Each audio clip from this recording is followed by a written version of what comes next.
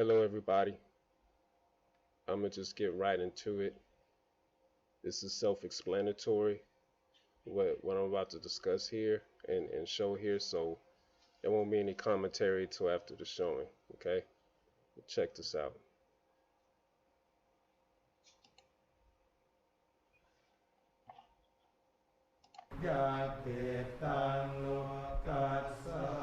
Montana's Ratanapakdi is grieving for her father, an always gentle soul. Happy birthday, dear grandpa. Her dad, Vichar, moved from Thailand to San Francisco to help his daughter and son-in-law, Eric, take care of their two sons. It wasn't long before the whole neighborhood fell in love with Grandpa. Grandpa always friendly, all the neighbor. Grandpa always teaching us about forgiveness. All the neighbor remember him and he's smiling. But this is the video no daughter wants to see. Surveillance cameras capturing the moment her 84-year-old dad was attacked and violently knocked to the ground on a morning walk. It's painful. I don't want to see it. It's a broken heart. Vichar died 2 days later in the hospital. He never wake up again, bleeding on his brain. What did you say to him when you got to see him in the hospital? Dad, wake up. I want him to stay alive and wake up and come and see me again. But he never wake up again, and I pray for him. The Thai immigrant's death, one of a slew of assaults against elderly Asian Americans in Northern California, drawing the spotlight after celebrities like Daniel Wu and Daniel Dae Kim brought star power and a $25,000 reward. It was a very visceral response. I got very angry because I thought, this is now a year of these kinds of things going on. The videos prompting more than 1,000 people to gather over the weekend in the Bay Area to speak out against anti-Asian violence, calling for racial justice.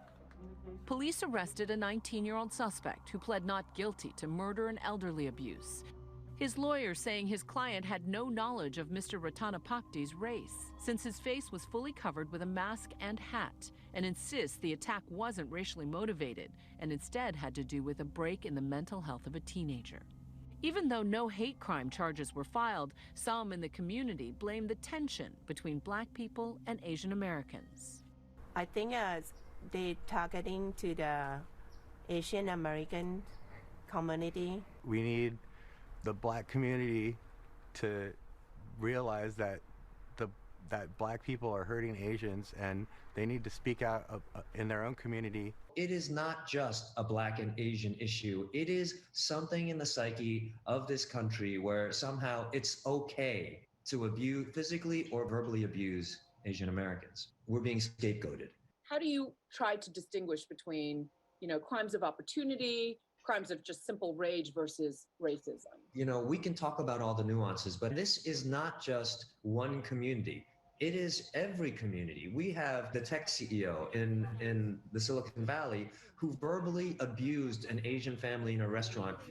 Asian piece of Oh my God. And then we have Torrance Karen. Go back to whatever Asian country you belong in. Thank you for coming through. Community leader Dr. Connie Won says it's clear Asians are being scapegoated and blamed for the pandemic. When the previous administration said things publicly, like the Wuhan virus, the China flu, the China virus, the plague from China, we have to be accurate. Unapologetically, he helped to stoke the fires of anti-Asian violence against our communities. Stop AAPI Hate began collecting more than 2,800 reports nationwide of anti-Asian hate between March and December. The NYPD reporting a nearly 2,000% increase in Asian American hate crimes last year. But Dr. Won says these accounts are merely the tip of the iceberg. Our communities are not reporting these incidences. We don't want to cause more trouble, more attention to our communities. In this moment, with calls for racial justice echoing, a broader conversation is taking shape. Historically, there have been tensions between the African American and Asian American communities, but George Floyd galvanized the two communities in a way that I'd never seen before. I'd never seen more Asian Americans standing up in support of Black Lives Matter, myself included. And so I'm hoping that that momentum carries over into these cases, because it really ultimately is about a collective, unified response to injustice. Historically, Black and Asian Americans have come into conflict in big cities, perhaps most dramatically during the unrest in Los Angeles following the Rodney King verdict. A riot sparked by what was felt to be an unjust verdict for a Black man also became an economic war against Koreans. In what ways have Blacks been pitted against Asians? White America tends to privilege Asians and Asian Americans in ways that they do not our Black and Latinx community members. So it is about the model minority myth, which is that our communities are excelling. Crazy Rich Asians, the Bling Empire. More diamonds in her treasure. Those are not the real life depictions of what our communities really look like. Just landed in San Francisco and I'm gonna hit the ground running. Will Lex Ham is part of the generation helping to move that momentum forward. We're sick and tired of being invisible and ignored in our country. The pain of the Asian community has been muted for decades. The actor flew from his home in New York to the Bay Area to spend the weekend in San Francisco's historic Chinatown, handing out self-defense whistles. And passing out pamphlets in Chinese, informing people how to report hate crimes in their communities. Ham also met with local leaders on the ground. You don't fight racism with racism. You fight racism with solidarity. And quickly realized he has a lot to learn. This is the Oakland anti-Asian racism and violence rally. We're joined by our Black brothers and sisters. Now, this is a call to action to everybody else who believes. Asian American history is American history that needs to be taught. And so when it came to the Bay Area, I first learned about all these incredible Asian Americans who've been doing the work for decades. And they're utilizing their relationships with, Black community leaders, and a lot of the solidarity work that has been happening here to condemn the violence, to condemn the anti-Asian hate crimes. Activists are also looking towards lawmakers like New York Congresswoman Grace Meng. Last year, she passed a House resolution condemning anti-Asian hate speech. I started to get voicemails. I'm calling about the Karate Kid virus. Hey, you look like a Chinese virus, you fat slob. There was just so much hate. And even though I and so many Asian Americans were born and raised in the United States of America, there are always instances where we are made to feel that we are foreigners. It's like when you're shouting in the wilderness, our people are getting attacked, our people are getting harassed, spat on, beat up, slashed. Please somebody pay attention. Please, notice us. Give me confirmation that, I am American too. And I just haven't been able to feel that in a long time. I know you have children. I'm a mom too. What do you say to them? I said, look, this is what's going on. There are people in this country who will take a look at you and without knowing anything about you, may call you something that is derogatory, may even try to cause harm to you. It strikes me that this is the Asian equivalent of the talk that African American parents often have to have with their children. I've had, very sort of superficial talks about, understanding people's different racial background. It was really one of the first time that I, as a mom of two young boys, started to be scared for their life and what might happen to them in public. That fear is something Montanus and Eric say their young sons, who already lost their grandfather so tragically, have had to deal with firsthand. I've been outside with the kid, and then I've been attacked verbally. They're yelling, and then you are sick, you are wireless patient. How did your kids react to that? We know it's violence. We just walk away. But that pain pales in comparison to her father's murder. We want him to be the spark that starts the healing and and the recognition of what's going on. I miss him a lot every day. He's a caring person. We can't believe this happened. Hi everyone, George Stephanopoulos here. Thanks for checking out the ABC News YouTube channel. If you'd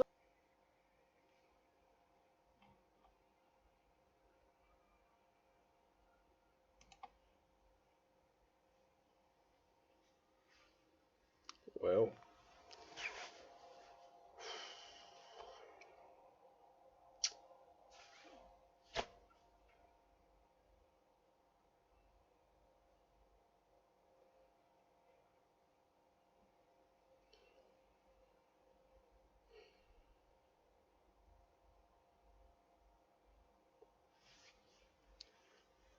it's not my first time seeing that particular footage, but video, because I watched it before I did this, but I didn't watch it all the way through. And,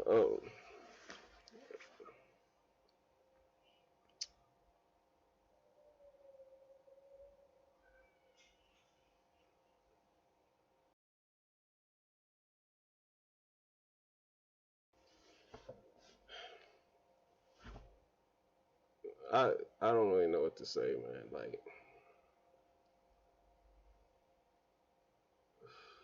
if anyone have anything to say, please leave it down in the comments. I mean, damn, man. Look, I'm just gonna say this. There's one thing I did notice.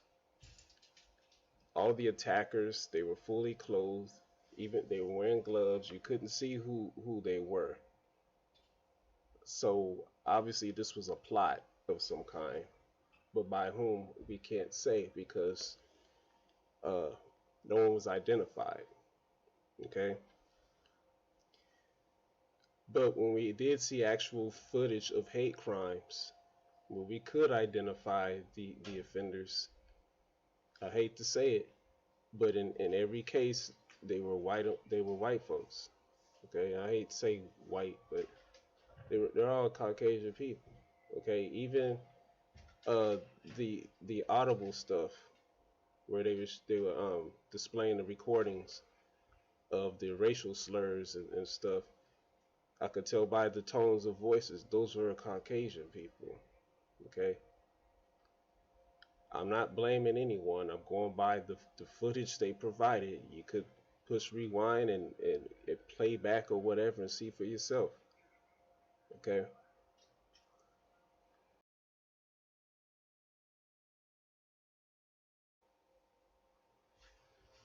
Yeah, so the guy at the restaurant, the chick with the mask, you know, they were being offensive, and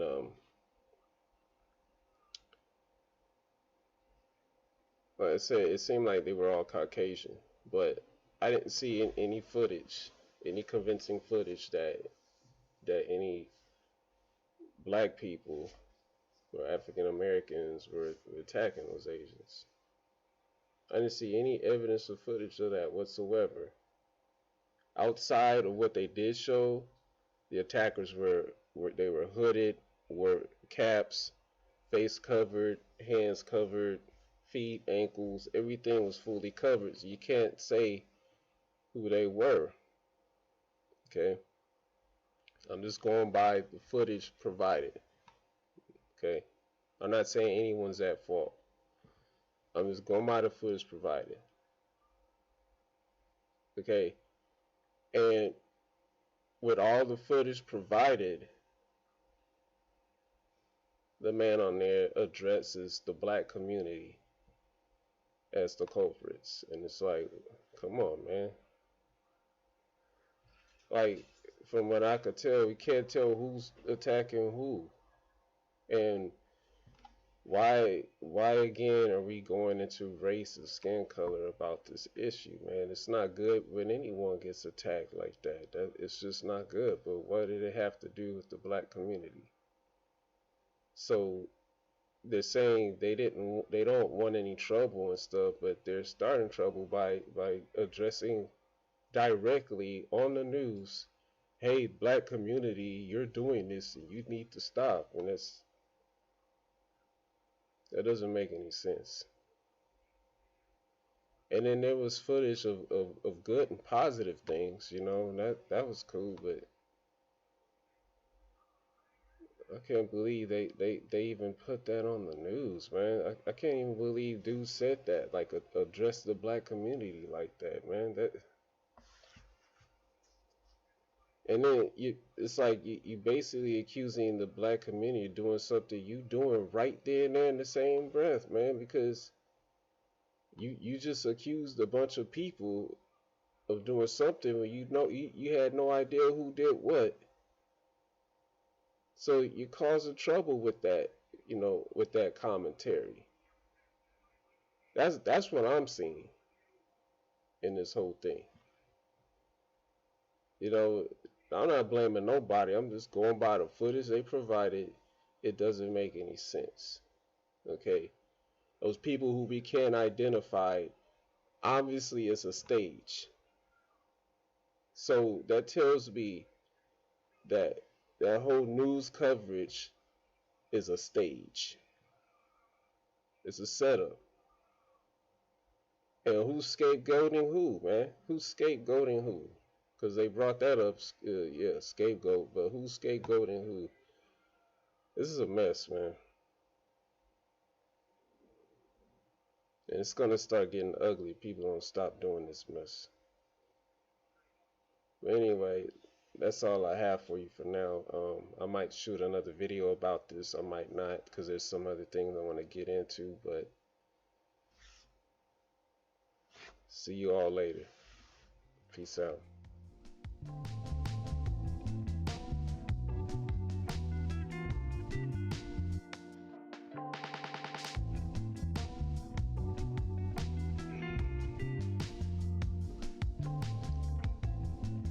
I don't